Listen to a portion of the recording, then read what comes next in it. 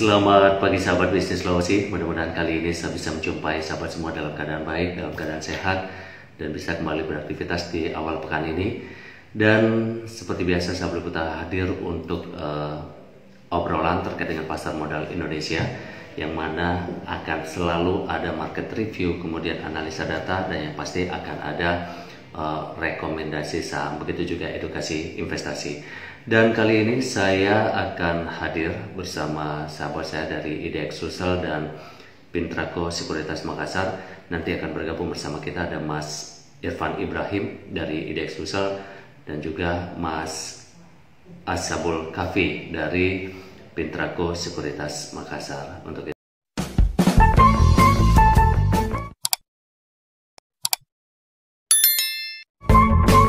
selamat pagi Mas Kafi. Pagi Bli, selamat pagi. Gimana kabar Bli? Baik. Jadi bagaimana nih Mas Kafi mengawali pekan? Cerah ya kelihatannya ya? Semoga cerah Bli. Karena kita lihat beberapa sentimen ada, mudah-mudahan awal pekan ini kembali cerah ya. Selamat pagi Mas Irfan. Selamat pagi di Bali, selamat pagi Mas Kafi. Pagi Irfan. Siap, Mas Irfan seperti biasa nih untuk mengawali obrolan kita selalu dengan market review. Seperti apa perkembangan terakhir di pekan lalu termasuk di hari Jumat, Mas Irfan? Oke, terima kasih di Bali, selamat pagi sahabat bisnis Sulawesi. Hari ini kita ketemu lagi sharing session ya, live IG di hari Senin ini. Kita mulai dari perkembangan market kita minggu lalu ya. Kita lihatnya dari dulu ya, sahabat bisnis Sulawesi. Kalau kita lihat pergerakan market kita minggu lalu, kita mulai dari IHSG dulu ya. Kalau kita lihat perkembangan dari pasar saham domestik pada akhir pekan lalu menunjukkan IHSG ditutup menguat nih selama seminggu. Jadi selama seminggu kemarin ada penguatan di angka 1,29% ke posisi 6.731 dari penutupan pekan sebelumnya itu kalau nggak salah di 6.645 ya. Dan kalau kita lihat rata-rata transaksinya juga menarik dia karena rata-rata transaksi harian sepanjang pekan lalu itu naik dibandingkan dengan pekan sebelumnya. Jadi dari sisi kenaikan indeks komposit kita atau IHSG kita mengalami kenaikan, dan juga dari sisi nilai transaksinya. Kalau kita lihat rata-ratanya di angka 12,19 triliun nih. Kalau kita bandingkan di minggu sebelumnya, angkanya kan di angka 12,06 triliun. Jadi ada kenaikan sebesar 190 miliar rata-rata per harinya. Sedangkan kalau kita tarik dari awal tahun, sekarang itu rata-rata transaksi kita di angka 12,11 triliun. Jadi untuk tahun ini sepertinya rata-rata transaksi kita ya mungkin sampai di awal bulan Februari ini di angka 12 triliunan. Tepatnya di 12,11 triliun. Sedangkan untuk pekan lalu juga kalau kita lihat pergerakan investor asing kita ya, investor asing itu mencatatkan net buy minggu lalu, bahkan angkanya lumayan besar ya, net buy-nya angkanya di 1,55 triliun selama seminggu ya. Dan kalau kita akumulasi dari awal tahun, angkanya sudah mencapai 7 triliun nih Bli. Jadi tepatnya di 7,75 triliun akumulasi beli dari investor asing dari awal tahun ya. Sektor yang mengalami kenaikan untuk minggu lalu selama sepekan, kalau kita perhatikan sih ada sektor transportation ya, dan logistik. Kita tahu di awal tahun ini cukup mengalami kenaikan lumayan besar ya. Terus ada consumer cyclical dan teknologi, sepertinya ada technical rebound juga di sektor teknologi. Nah kalau kita urutkan sebetulnya untuk sektoral dari awal tahun ya, tahunan sebetulnya untuk sampai dengan minggu lalu ada perubahan ya. Kalau biasanya kan dari awal tahun sampai perdagangan paling update yang mengalami kenaikan lumayan signifikan adalah sektor energi. Tapi kalau kita lihat update terbaru, sepertinya indeks trans ini ya, atau sektor transportation dan logistik ini mulai mengalahkan sektor energi nih, angkanya di 14,11% kenaikannya dari awal tahun. Baru diikuti oleh sektor energi yang sudah naik 12,44%. Terakhir ada IDX Finance yang naik 3,68%. Nah, sedangkan sektor-sektor yang mengalami pelemahan dari awal tahun, kalau kita lihat datanya, cuma ada 4 sektor sebetulnya yang mengalami kontraksi atau pelemahan dari awal tahun. Dia dipimpin oleh IDX Techno yang masih melemah, walaupun sebetulnya minggu lalu IDX Techno merupakan salah satu sektor yang kenaikannya lumayan besar ya.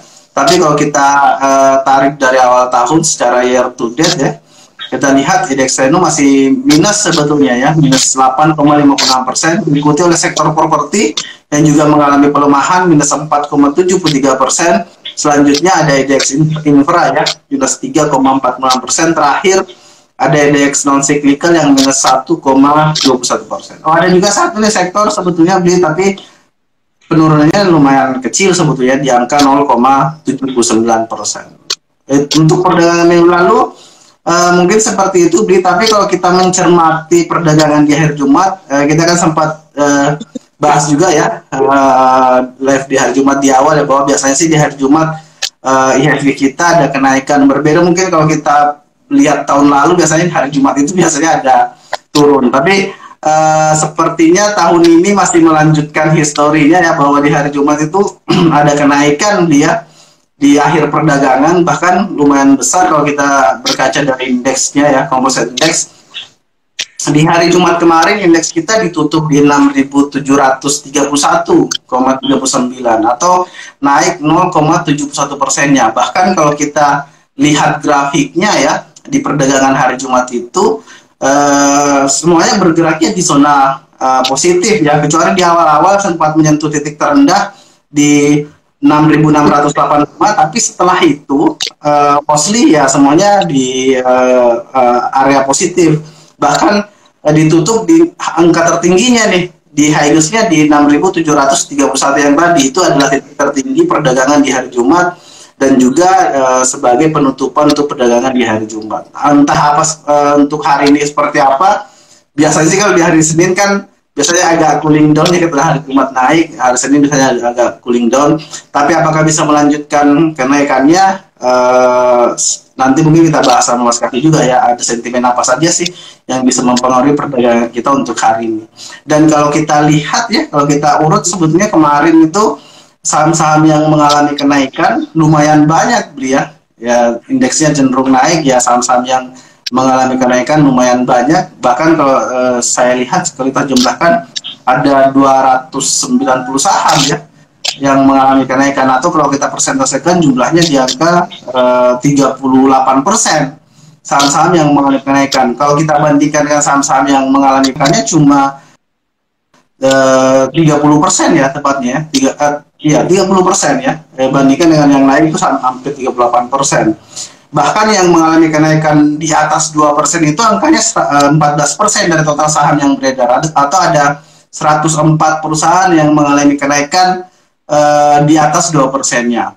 Yang naik 0 sampai 2% ada 24%-nya atau 182 saham. Kalau kita bandingkan saham-saham yang mengalami penurunan cukup dalam atau di bawah minus 2%, cuma ada 83 saham nih, atau 83 emiten, tepatnya cuma ada 11% dari total saham yang beredar. Jadi untuk perdagangan hari Jumat mostly sebetulnya perdagangannya bergeraknya tadi di zona hijau, dan investor mungkin agak senang nih untuk penutupan perdagangan di hari Jumat. Bahkan kalau kita lihat lagi ya dari sisi perilaku investor asing di hari Jumat itu, ini menarik, di jumlah transaksi beli investor asing lumayan besar ya, bahkan angkanya hampir 1 triliun ya. Entah ini mereka mengincar saham-saham apa. Kalau saya lihat kan angkanya di 873 miliar beli khusus di hari Jumat saja.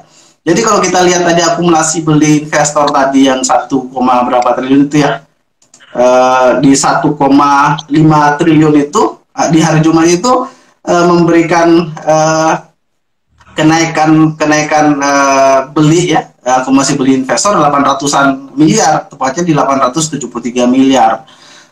Kalau kita perhatikan per sektornya sih di hari Jumat kan hampir semua sektor mengalami kenaikan ya.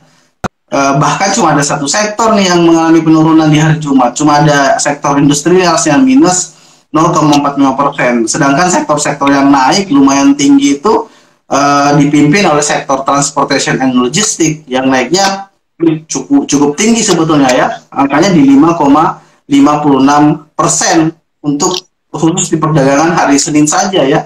Diikuti oleh sektor properti ya, jadi properti naik juga 1,08%. Sektor consumer cyclical naik 2,70%. Jadi ini menarik juga nih, bisa melihat sektor properti secara year to date masih melemah, tapi sepertinya ada penguatan juga di hari Jumat kemarin. Nanti kita mungkin bahas seperti apa sih view market kita untuk minggu ini dengan Mas Kahvi. Mungkin seperti itu, sorry agak panjang karena ini hari Senin ya, kita harus lihat secara mingguan dan harian juga. Mungkin seperti itu, Bri.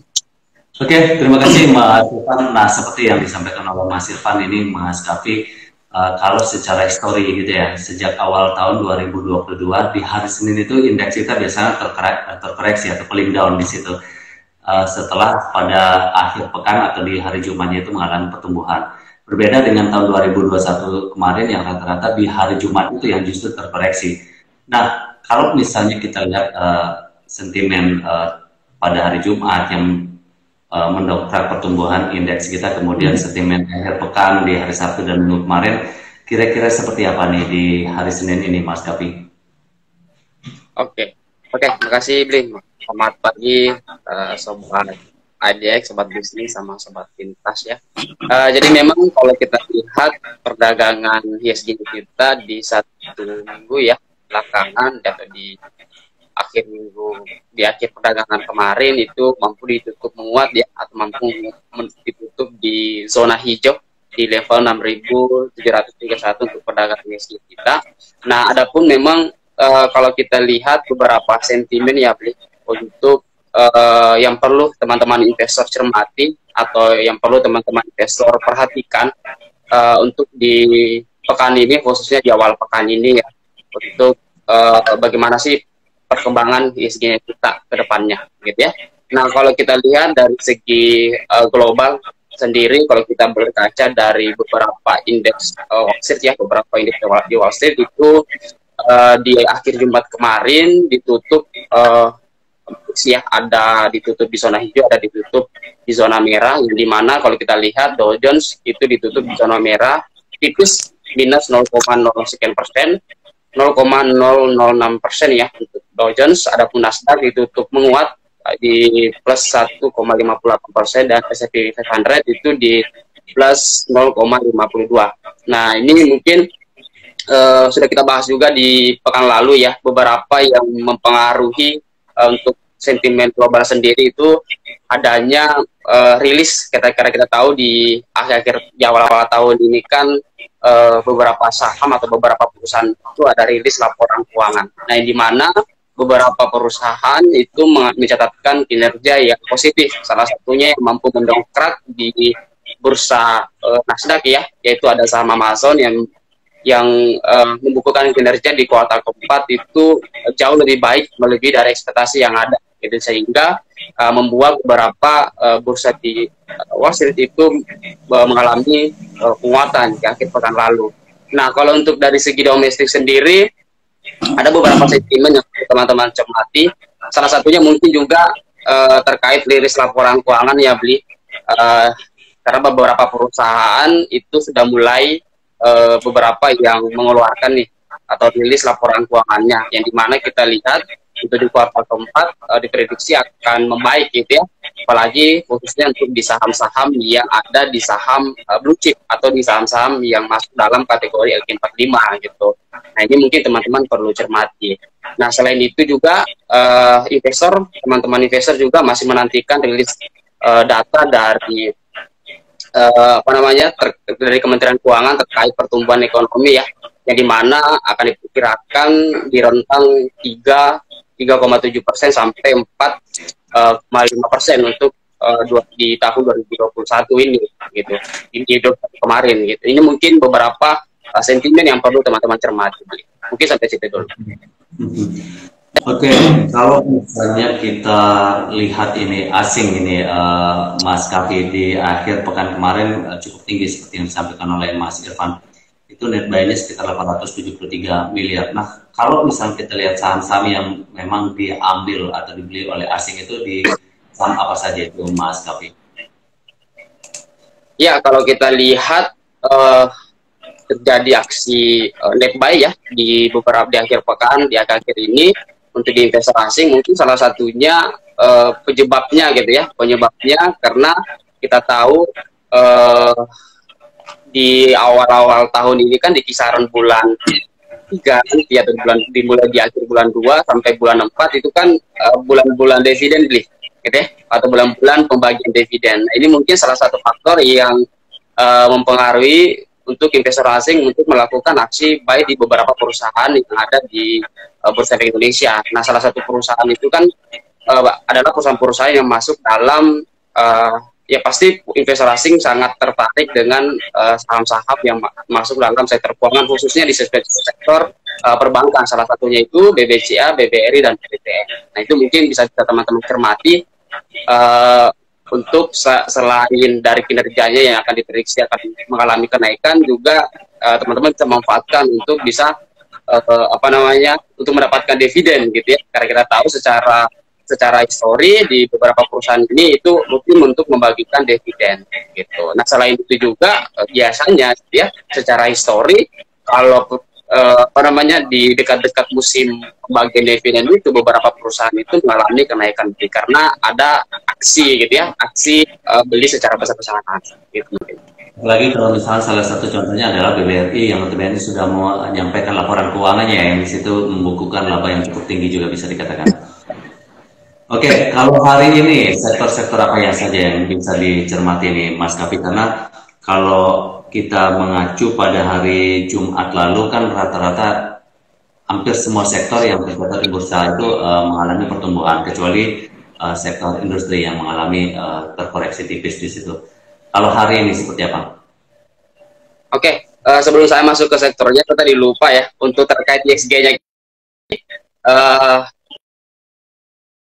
Teman-teman bisa cermati ya, khususnya untuk IXG kita sendiri, karena di akhir pekan lalu ya, di hari Jumat kemarin itu mampu ditutup di kisaran atau di level 6.731 yang dimana merupakan titik level resistennya untuk IXG-nya kita sendiri. Adapun untuk hari ini IXG kita akan diperkirakan bergerak di kisaran 6.680 sampai di 6.775 untuk pergerakan IXG-nya kita sendiri. Tapi teman-teman investor juga perlu dicermati ya, ada aksi take profit ya. Jadi mungkin hari ini akan diperkirakan menguat, tapi teman-teman juga perlu waspada ada aksi take profit dari beberapa investor, karena kita tahu di level 6.731 ini itu merupakan level resisten IXG kita. Jadi rawan ada aksi take profit. Jadi mungkin teman-teman bisa tetap waspada gitu ya. Tetap waspada terhadap pergerakan IXG kita hari ini. Nah, untuk hari ini mungkin teman-teman dari segi sektoral bisa mencermati ada beberapa sektor. Salah satunya mungkin di finance ya, khususnya di sektor perbankan ini masih favoritnya kita ya. Ada saham BBRI, BBCA ini masih teman-teman bisa cermati untuk di pekan ini. Selain di sektor perbankan, ada di sektor infrastruktur ya. Ada saham Telkom, ini bisa teman-teman cermati. Adapun trading plan untuk saham BBCA, teman-teman bisa cermati aksi beli di kisaran harga 7.700 untuk entry buy-nya untuk saham BBCA. Adapun target price-nya kita di 7.900, adapun batas stop loss-nya kita di 7.600 untuk saham BBCA.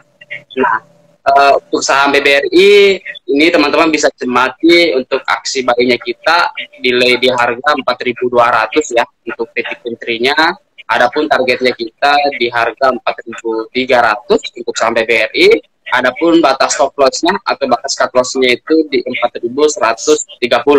Itu untuk sektor perbankan ya, khususnya sektor perbankan.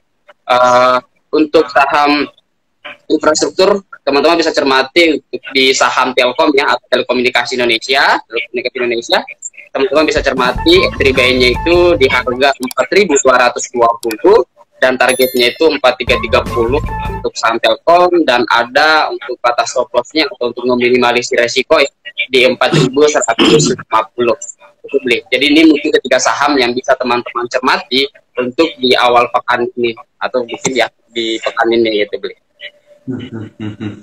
Jadi seperti itu sahabat bisnis Sulawesi, sahabat Indeks, dan juga teman-teman Pintrakor, ada beberapa saham yang sudah direkomendasikan atau wajib untuk dicermati untuk pekan ini, yaitu BBCA, kemudian ada BBRI dan juga Telkom dari infrastruktur. Nah, kalau sektor-sektor lain ini, saat khusus di sektor transportasi dan logistik ini, maskapai yang kemudian sudah bisa menggeser posisi sektor energi dari segi pertumbuhan sepanjang tahun 2022 ini. Kalau sebelumnya sektor energi selalu berada di peringkat teratas ya, signifikan, kali ini digeser oleh transportasi dan logistik, yaitu mencapai 14,11%. Nah, ini seperti apa sentimen yang bisa mempengaruhi apakah sektor ini akan terus bertumbuh atau justru kembali mengalami kontraksi ini? Kalau misalnya kita lihat dari sentimen yang akan mempengaruhi, seperti apa Mas Kapi? Ya, oke. Memang untuk sektor transportasi ini ya, mungkin memang salah satu, karena kita tahu di salah satu sektor transportasi ini kan kebanyakan saham-saham sekuliner gitu ya. Jadi memang kalau kita lihat kriteria investor sekarang kan waktu dimulai di akhir tahun bahkan ya sampai di awal tahun ini kan bukan cuma saham sektor transportasi, sebenarnya beberapa di sektor-sektor lain itu juga memang investor ini sangat-sangat tertarik saham-saham yang masuk dalam kategori sekuliner. Jadi artinya yang pergerakannya lumayan agresif gitu ya, karena memang kebanyakan investor untuk sekarang ini dengan adanya, kita tahu dari segi sentimen negatif sendiri itu kan masih ada COVID-19 gitu ya, yang terus melonjak dengan kasus barunya gitu ya. Nah, memang beberapa investor itu atau trader itu ya lebih ke jangka pendek gitu ya, atau jangka pendek menengah gitu, sehingga saham-saham sekuler ini memang menarik untuk di mata investor gitu beli. Nah, mungkin juga salah satu faktornya untuk di saham sektor transportasi ini mungkin di akhir tahun lalu ya, atau di awal tahun ini kan kita lihat neraca perdagangan kita surplus ya, atau nilai ekspornya kita meningkat, sehingga itu juga merupakan salah satu sentimen yang itu membuat sentimen positif untuk saham sektor transportasi gitu beli. Mas Irfan, kalau misalnya kita mengacu pada apa yang disampaikan oleh Mas Kapi tadi di akhir Maret atau bahkan di April Mei ini kan rata-rata akan bagi-bagi dividen di situ. Nah, untuk menyikapi hal seperti itu, apa yang bisa disampaikan untuk para pelaku pasar kita? Oke, tergantung dari sebetulnya profil investasi masing-masing investor ya. Apakah dia bertindak sebagai seorang trader atau mungkin seorang investor. Buat seorang investor sebetulnya ini waktu yang menarik sebetulnya buat mengoleksi saham-saham yang punya dividen yield tinggi ya, dan mungkin sering membagikan dividen yang besar. Nah, ini pertanyaan mungkin yang akan muncul adalah kalau mau melihat mana perusahaan yang punya dividen yield yang tinggi seperti apa. Sebetulnya sih ada banyak indikator yang digunakan, bahkan Bursa Efek Indonesia kan punya toolsnya ya, teman-teman bisa ngecek di indeksnya. Kita ada indeks high dividend, di mana di sana ada perusahaan-perusahaan yang secara histori membagikan dividen yang lumayan tinggi ya, itu bisa diperhatikan juga, bisa dipilih. Tapi mungkin yang harus menjadi catatan adalah ketika ingin membeli perusahaan-perusahaan yang memberikan dividen tinggi, tidak pada saat sudah keluar pengumumannya membagi dividen ya, harus lihat historinya. Misalnya dia mau baginya bulan Maret atau mungkin bulan April ya, mungkin sekarang nih waktu yang bisa cari-cari, sudah mulai nyari nih mana perusahaan-perusahaan yang membagikan dividen tinggi terus bisa dibeli. Karena kalau mau membelinya mendekati pembagian dividennya ya biasanya harganya sudah mulai naik. Makanya investor-investor luar, biasanya investor asing, mereka sudah mulai nyicil mungkin dari sekarang, melihat mana perusahaan-perusahaan yang memberikan dividen yang lumayan tinggi, apalagi ketika berkaca dari laporan keuangannya, misalnya sudah ada laba ya. Nah itu kan asumsinya bahwa nanti laba itu kan nanti akan dibagi dalam bentuk dividen, apalagi perusahaan-perusahaan yang memang sudah sering melakukan pembagian dividen. Dan bisa dilihat tuh mana perusahaan-perusahaan yang sering memberikan dividen, yang laporan keuangan terakhirnya sudah mulai ada laba. Nah harus ada laba, karena kan kalau misalnya nggak ada laba, apa yang mau dibagi? Makanya dilihat, oh sudah ada laba nih. Nah asumsinya apakah perusahaan ini sering memberikan dividen atau rutin memberikan dividen, dividennya besar atau tidak, mulailah mencari saham-saham yang seperti itu. Nah, memang sih waktu yang tepat mungkin di sekarang-sekarang ini, karena kalau sudah mendekati pembagian dividennya, harganya biasanya cenderung akan naik. Mungkin seperti itu, Bli. Mas Kapin, pertanyaan yang sama, apa yang bisa disampaikan di situ? Ya, mungkin hampir sama dengan Pak Evan ya. Jadi mungkin ini waktunya yang tepat untuk teman-teman mengoleksi ya, apalagi untuk teman-teman investor dividen hunter ya, atau pemburu-pemburu pagi, pemburu dividen gitu ya. Mungkin sudah saatnya riset ya, atau cari tahu kira-kira saham apa saja yang secara histori itu tiap tahunnya membagikan dividen gitu. Karena kita tahu, dan juga setelah pembagian dividen itu mampu kembali lagi ke harga kayak gini, beli, karena kebanyakan perusahaan setelah pembagian dividen ya pasti ada disebut namanya, investor biasa mengatakan namanya dividen trap gitu ya, adalah artian setelah bagian dividen atau ada ex-date-nya gitu ya, itu pasti perusahaan itu akan mengalami penurunan sebesar dividen yield-nya. Misalnya dividen yield-nya 5%, ya turunnya juga sekitar 5% gitu. Jadi kalau kita beli mungkin H-1 atau sebelum pembagian dividen terus kita jual di exit-nya, ya kita kadang jalan-jalan atau cuma kembali modal gitu ya, dalam artian. Makanya yang tadi sampaikan sama Pak Ivan, silakan dikoleksi dimulai dari sekarang, karena beberapa minggu atau biasanya beberapa bulan, beberapa minggu lah ya, atau beberapa hari sebelum diumumkan atau sebelum adanya kumdet, tanggal kumdetnya gitu ya, harga saham tersebut yang ingin membagi dividen itu akan cenderung mengalami kenaikan gitu. Nah itu mungkin teman-teman bisa cermati, dan juga lihat secara historinya yang mampu kembali lagi setelah kumdet, ya kita kembali lagi ke harga, setelah ex-date mampu lagi kembali ke kumdetnya. Karena ada beberapa saham membagikan dividen tinggi, tapi setelah tinggi kan setelah ex-date itu mengalami penurunan yang cukup dalam. Misal kita taruhlah kayak salah satu saham dividen yield-nya 5%, 15% misalnya. Jadi penurunannya yaitu setelah ex-date itu bisa 15%. Nah, teman-teman investor bisa cari saham-saham yang kira-kira bisa kembali lagi ke harga normalnya. Nah, mungkin salah satu indikator yang bisa teman-teman cermati adalah lihat dari ada yang disebut namanya earning per share-nya atau EPS-nya. Kalau EPS-nya itu mengalami kenaikan, itu saham tersebut setelah pembagian dividen akan cenderung kembali lagi ke harga kumdetnya. Gitu. Ya menghindari aja lah yang namanya dividen trap. Apalagi kalau yang dividen hunter gitu ya. Beda ceritanya kalau yang betul-betul pure investor beli. Maksudnya dia beli walaupun turun nggak jadi masalah setelah pembagian dividen, karena dia butuhnya cuman dividennya tok gitu ya. Karena kan ada tuh yang mau dividen, ada juga plus capital gain-nya gitu. Jadi mau kedua-duanya gitu. Itu seperti itu, boleh. Oke, jadi pelaku pasar memang harus mencermati dari sekarang ya, melakukan riset atau cari tahu saham-saham mana saja yang notabene akan memberikan dividen, terus juga melihat bagaimana yang kalau bisa sih jangan yang terlalu tinggi itu yang seperti Mas Kapi sampaikan tadi, karena kemungkinan harganya akan turun juga akan tinggi juga. Apalagi Mas Irfan juga sudah menyampaikan bahwa Bursa Efek Indonesia menyiapkan tools-nya untuk bagaimana para pasar bisa melihat secara histori terkait dengan saham-saham yang rajin bagi-bagi dividen itu. Terakhir, apa yang bisa disampaikan ini Mas Irfan dulu sebelum Mas Kapi?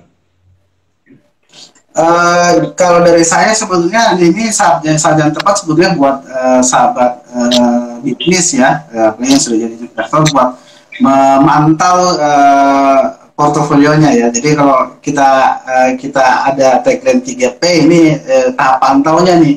Nah, apa yang perlu dipantau? Yang perlu dipantau adalah satu dari sisi fundamental perusahaannya, harus update terkait bagaimana sih bisnis perusahaannya sekarang ya, bagaimana perkembangan perusahaannya, kinerja perusahaannya seperti apa. Yang kedua mungkin dari indikator teknikalnya, ini juga penting karena kalau kita lihat berkaca dari histori pergerakan IHSG kita ya, Jakarta Composite Index kita di bulan Februari kan ada kecenderungan secara rata-rata 10 tahun terakhir kan ada kecenderungan indeksnya naik nih ya di bulan Februari. Walaupun kita tahu di tahun lalu kan di bulan Februari itu naik sampai 6,47% khusus di bulan Februari, dan secara rata-rata tadi saya sampaikan 10 bulan terakhir angkanya di 1,36% naiknya di bulan Februari. Walaupun mungkin yang perlu hati-hati adalah di bulan Maret kita cenderung ada pelemahan biasanya di bulan Maret.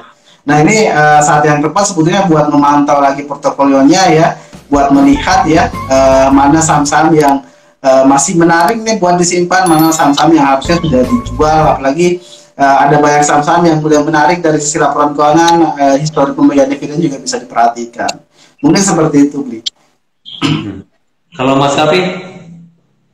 Ya, kalau dari saya ya silakan ya teman-teman, karena kita tahu semakin ke sini semakin marketnya kita sudah menunjukkan tanda-tanda kebaikan gitu ya, dalam artian sudah menunjukkan tren positif gitu ya untuk ISG kita, baik itu mungkin dari segi faktor ekonomi yang ada dan kondisi yang ada. Kita tahu sekarang kan beberapa orang sudah mulai beraktivitas lagi ya, walaupun tidak 100% normal tapi sudah membaik dari yang sebelumnya gitu ya. Jadi mungkin sudah saatnya jangan tunggu pure diumumkan sudah 100% normal misalnya kayak gitu ya, baru berbondong-bondong untuk beli saham misalnya, itu kan terlambat sebenarnya. Jadi mumpung keadaan sekarang gitu ya, ISG masih ada koreksi misalnya, ya teman-teman silakan silakan ambil posisi gitu ya, tapi dengan catatan sesuai dengan planning yang ada gitu ya. Kalau mau investor ya cari saham-saham yang memiliki fundamental yang oke, yang bagus, ya silakan teman-teman ambil saham tersebut. Sebaliknya kalau mau trading sekarang juga tepat waktunya ya.